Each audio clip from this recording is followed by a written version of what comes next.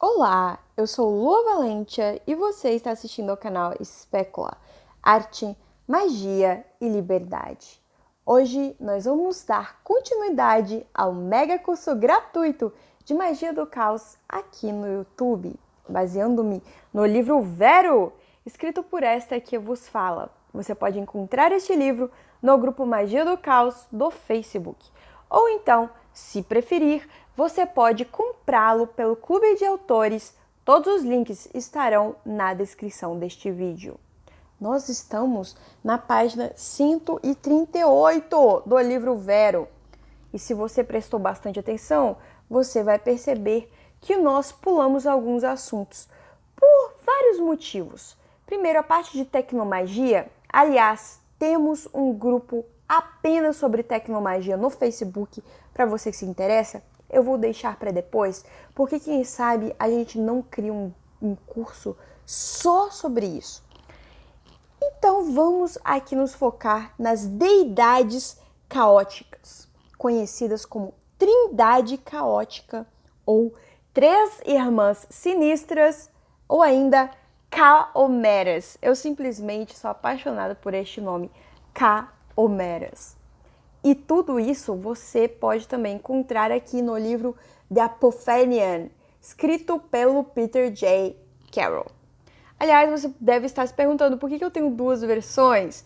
É porque o meu marido me mandou uma dessas versões quando eu ainda morava no Brasil, como uma forma de me conquistar. Pois é. E se deu bem, né? Porque funciona, viu? Me mandar livros é a melhor forma. Nada se compara a receber um livro na minha casa. É a melhor coisa do mundo. Então, um beijo. Aliás, estou usando o casaco dele novamente. Um beijo pro meu marido, porque... Enfim, vamos lá, página 138.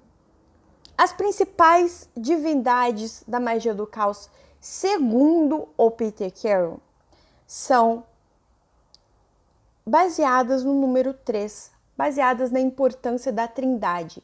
E por quê? 3 é o único número natural que é a soma de todos os números anteriores. E em muitas religiões, em muitas mitologias, você vai encontrar as trindades, inclusive na mitologia cristã, né? Deus é uma trindade entre Filho, Espírito Santo e o Pai. Então, veja aí. Na literatura clássica havia 3 destinos, 3 graças e 3 fúrias. Há ainda algumas frases que conhecemos que reconhecem a força do número 3, tal como a famosa "todas as coisas boas vêm em 3". Então, segundo a numerologia, o número 3 representa bom gosto e otimismo, além de ser um número relacionado à criatividade e interesse pelas artes em geral, inclusive interesse pelas artes mágicas. Então, quem são essas 3 deusas principais do caos segundo o Peter Carroll? Em primeiro lugar, a própria deusa Ares, a deusa da discórdia. Certamente é uma das divindades mais conhecidas e mais cultuadas no universo caótico, que deu origem, inclusive, à religião paródia do discordianismo. Então está aqui. Ela é a deusa grega da discórdia, filha de Nix. Tornou-se a mãe de muitos horrores, tais como fadiga, esquecimento, desilusão, fome, dores no corpo, que horror, e da alma, inclusive. As mentiras, o ódio, a desordem, o erro, as batalhas, os combates, as disputas, os homicídios, os massacres, os litígios, a falta de lei e o espírito dos juramentos. Creio que o momento de maior destaque de Ares, como toda a mitologia, é no que concerne ao estopim da Guerra de Troia. Bom, mas se Ares é a deusa justamente de tantos horrores, de tantos absurdos, por que ela é cultuada no caos, na magia do caos? Segundo Peter Carroll, o papel da Ares é desordenar as nossas expectativas, balançar, chacoalhar as nossas expectativas. O mundo não é aquilo que a gente espera. E ela sim explica grande parte do universo. Ela explica as partes desagradáveis do universo, as partes que muita gente não gosta nem de comentar.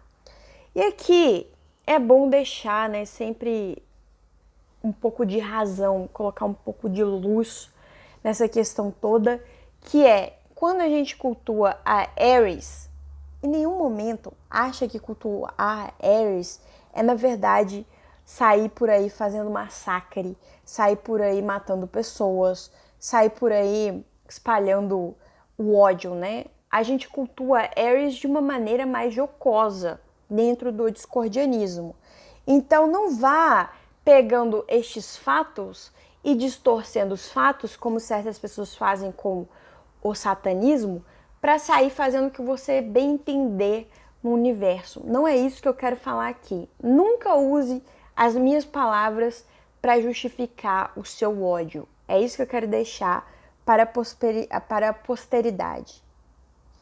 E por que a gente tem que entender essas questões? Quebrar e questionar os paradigmas não é algo fácil, não é algo que vai às vezes nos dar prazer.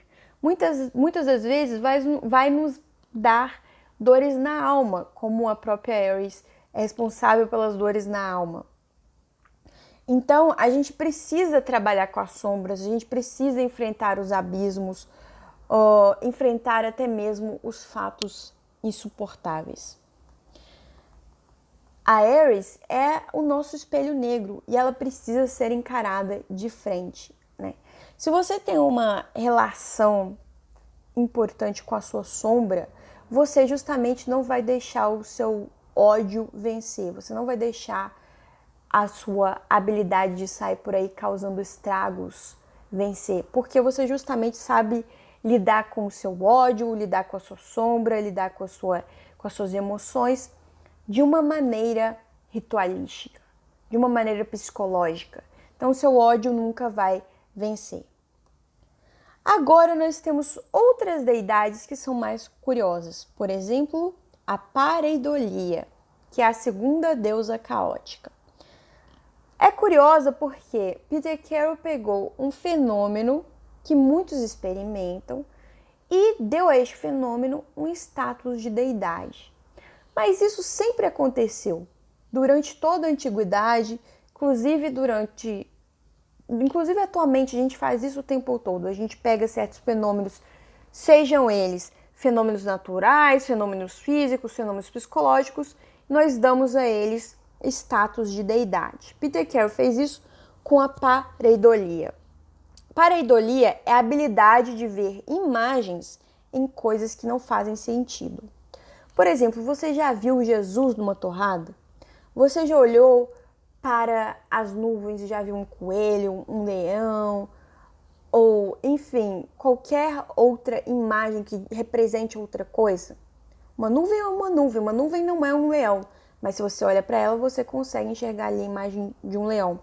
Inclusive nos emoticons, se você é capaz de olhar para um emoticon e ver ali uma carinha que representa certas expressões, então você tem essa habilidade de pareidolia.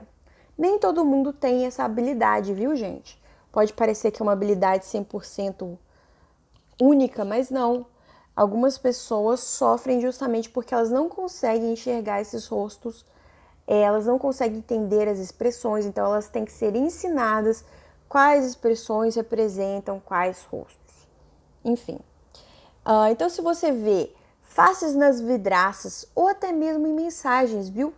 Até mesmo em sons, você ouve mensagens em sons, em ruídos, você ouve mensagens, se você coloca o seu disco de trás para frente e vai ouvir a Xuxa satanista, então você está ali experimentando a pareidolia. Então, é por conta da pareidolia que identificamos animais nas nuvens, vemos rostos humanos em objetos, olhamos aqueles emoticons do WhatsApp e conseguimos identificar reações de expressões. E ela também acontece com sons, comum em músicas tocadas ao contrário. O cientista Carl Sagan, no seu livro O Mundo Assombrado pelos Demônios, descreve que nós, seres humanos, desde que nascemos, temos a habilidade para identificar um rosto humano, provavelmente sendo uma técnica de sobrevivência natural. Ou seja, a gente precisa realmente, rapidamente, até mesmo se estiver um pouco escuro, ser capaz de identificar um rosto humano e ainda mais capaz de identificar a expressão que aquele rosto está fazendo, para saber se é amigável ou se há algum perigo. Então, essa habilidade de pareidolia, ela é de extrema importância para a nossa evolução. Então, isso aí também, aqui eu li para vocês algumas citações que eu fiz e tem todos os lugares de onde eu peguei essas citações. A segunda deusa, a terceira deusa caótica é a Apofênia. A Apofênia também é um fenômeno. E ele chegou, obviamente, a gostar tanto desse fenômeno que escreveu um livro inteiro a respeito disso. Porque isso tem muito a ver com o que a gente entende do que é o caos. O que é o caos?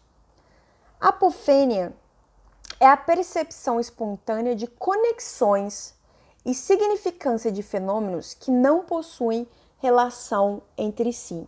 O termo foi cunhado por K. Conrad em 1958. Então é isso. Blá, blá, blá, blá, blá.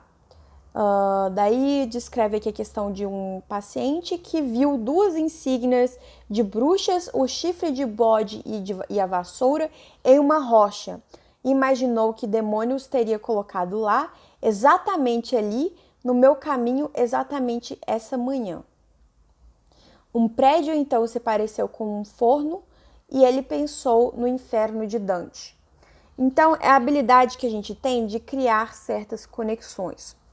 Quando você... obviamente, isso aqui ele está colocando a questão de um paciente psiquiátrico, como se fosse uma questão da psiquiatria, mas para a magia, para a bruxaria, é de extrema importância que a gente entenda os famosos sinais.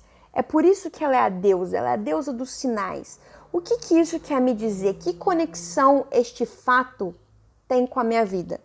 Então, vamos supor, colocar aqui uma questão. Se você está tomando um chá, você terminou esse chá, você olha para o final ali, na borda do chá, você é capaz de ver algo, de ver imagens, de ver alguma pessoa. Suponhamos que você vê ali a imagem da sua avó. Nossa, é claramente a sua avó. Então, ali você está em contato, você está tendo o fenômeno da pareidolia, que é o fenômeno de ver imagens em objetos randômicos que não tem nada a ver. Não tem nada a ver porque ali naquele chá não era para você ver a imagem da sua avó, certo? É um chá, mas você viu. E você que é bruxo, você vai falar assim, essa imagem aqui da minha avó, ela não apareceu por acaso. Ela apareceu porque também é uma questão de apofenia. Minha avó quer me falar alguma coisa. Então você vai ali ficar olhando para aquele chá e vai tentar descobrir qual mensagem que a sua avó está querendo te enviar do além. Vamos supor que ela faleceu recentemente. Isso é apenas um exemplo do que pode acontecer da apofênia relacionado com a pareidolia.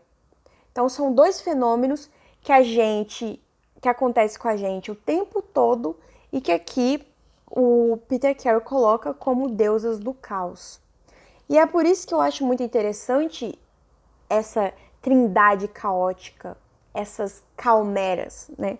Algo que não é falado muito em português, então eu estou trazendo aqui também com exclusividade, porque justamente é um livro em inglês, é um livro mais avançado, as pessoas não traduziram ainda. Então cabe a nós, que sabemos falar em inglês, fazer essas traduções e passar para frente para vocês.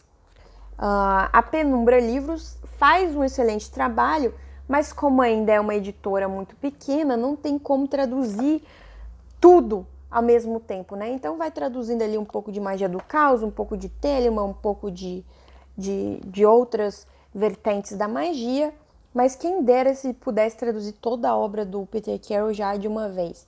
Seria maravilhoso. Então, olha só.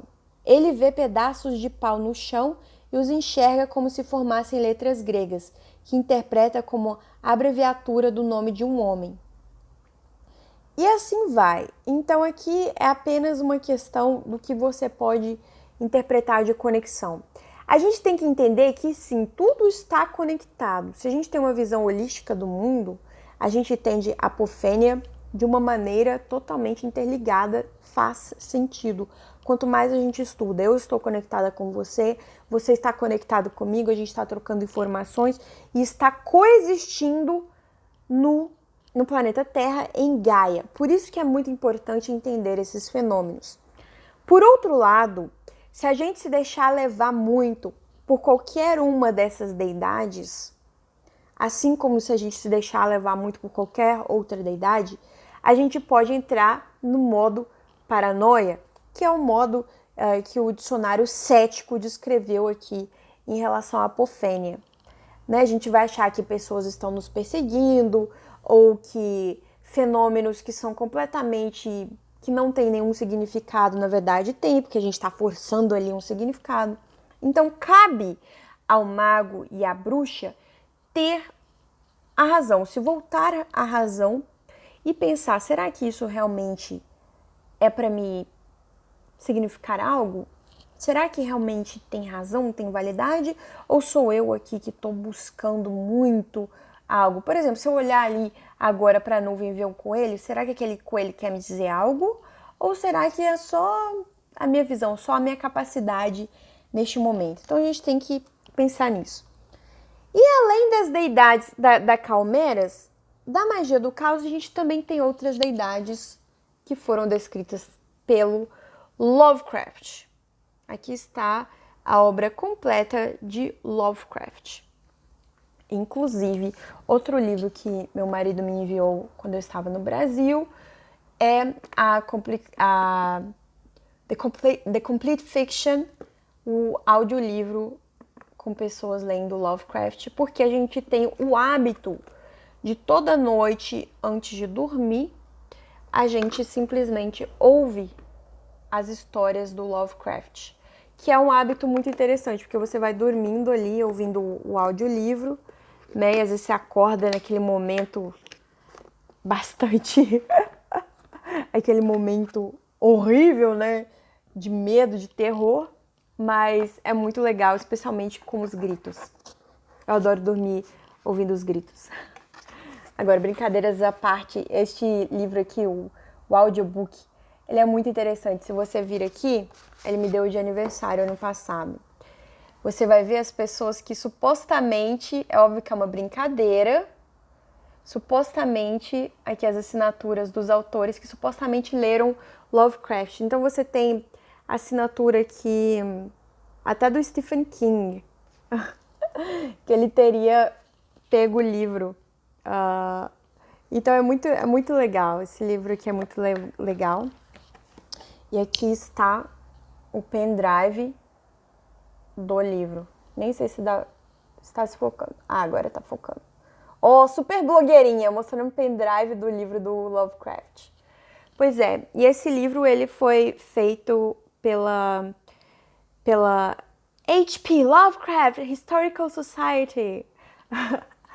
E é muito legal essa Historical Society, uma sociedade histórica voltada para o Lovecraft, né? Então, que produz filmes, produz livros, e meu marido me levou uma das primeiras coisas que a gente saiu aqui juntos, antes da gente se casar, foi para ver o filme baseado na obra do Lovecraft, feito também pela Sociedade Histórica de Lovecraft.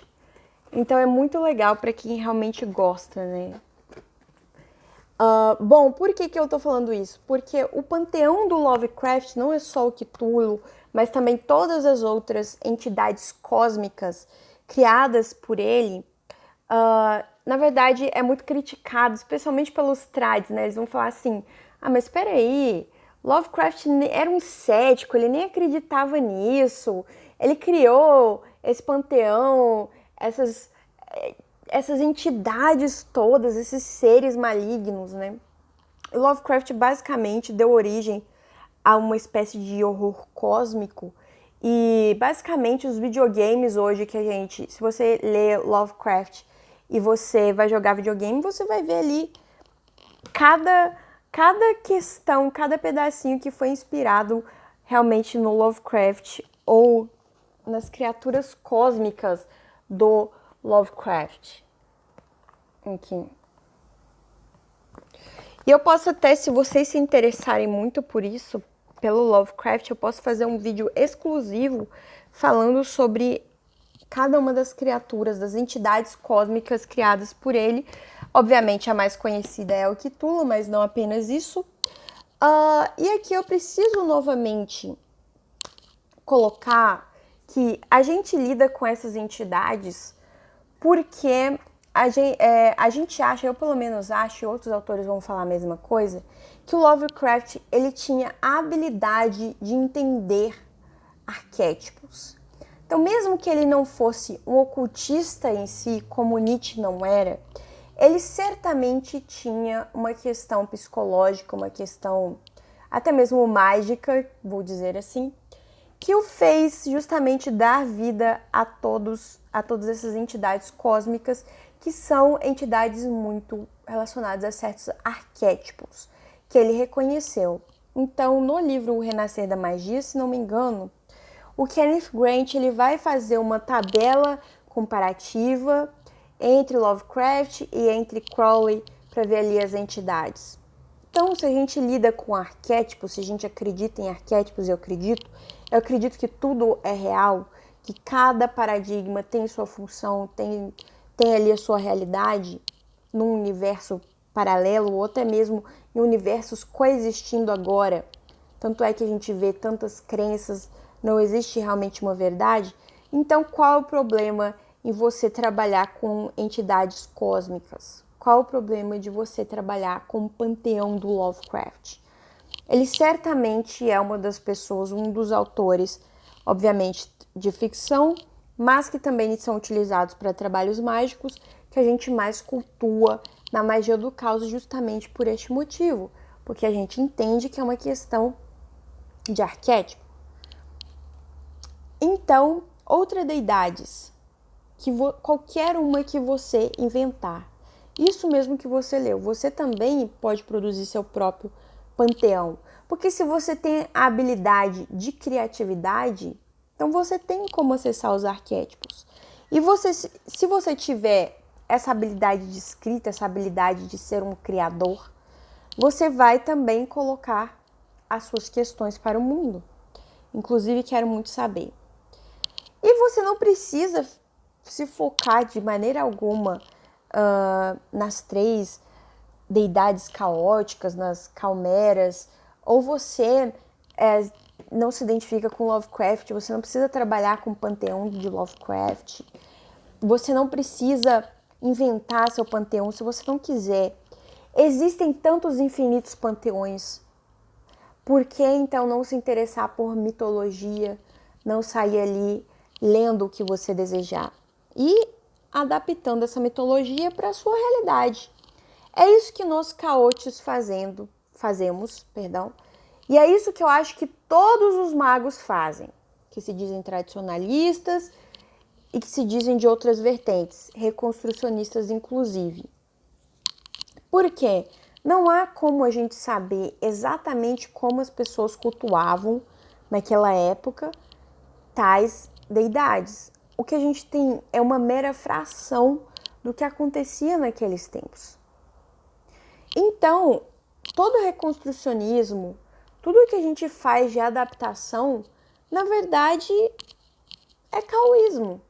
Caoísmo com outros nomes, caoísmo com outras variações, caoísmos que seguem muito a sério aquele determinado panteão, aquela determinada história, a fração que a gente tem de história, mas ainda assim é caoísmo.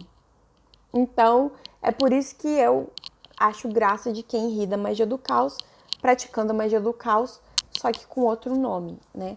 A própria Wicca, vocês vão me perdoar aí, mas a própria Wicca também teve influência de Crowley, também foi inventada no sentido de que é uma espécie de uma reconstrução e tudo mais. Então, toda religião ela tem isso, né?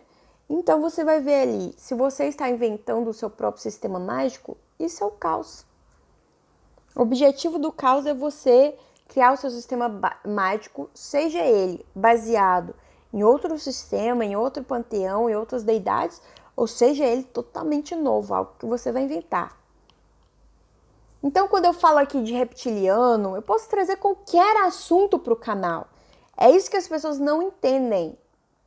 Eu posso falar sobre qualquer egrégora, sobre qualquer assunto que dentro da magia do caos faz sentido. Faz sentido. Bom, então agora a gente vai terminar o papo de deidades. Se vocês quiserem, não agora, mas depois que este curso acabar, eu posso fazer um vídeo específico só sobre Lovecraft, só sobre as deidades de Lovecraft, e aí eu vou pedir ajuda pro meu marido, porque ele sabe tudo, muito mais do que eu sei. E, perdão, no próximo vídeo a gente vai ter o estado de gnose. Vamos falar sobre gnose. E vamos falar também sobre visualização. A gente vai ter alguns exercícios aqui sobre gnose e visualização. Depois vamos pular para banimento no outro vídeo. Então, ou seja, já estamos entrando mais, caminhando mais para a parte prática, finalmente, do livro Vero, da Magia do Caos. E é por isso que eu queria dar uma acelerada neste curso. E no final deste curso, a gente vai pegar um pouquinho do livro do Don Webb, O Guia da Mão Esquerda, porque eu quero ler um pouco sobre iniciação, sobre a parte que ele fala sobre iniciação. Vou dar uma traduzida e vou ler para vocês uma parte da iniciação, pra gente fazer a iniciação, pra gente mostrar ali o que é um ritual. Mas até lá a gente tem que dar uma estudadinha ainda em estrutura de ritual, como é que ritual funciona, pra gente chegar nessa parte. Então, se você está gostando do canal, se você está achando que é útil para você, deixe o seu like agora, deixe o seu comentário e, por favor, pense em ajudar o canal. Porque com R$5 você já faz parte do nosso grupo de Facebook e com R$10 já faz parte do nosso grupo do Telegram. A gente tem um apoia-se aqui para o canal, o link também vai estar na descrição. Então, se você gostou desse vídeo, um beijo e até o próximo vídeo.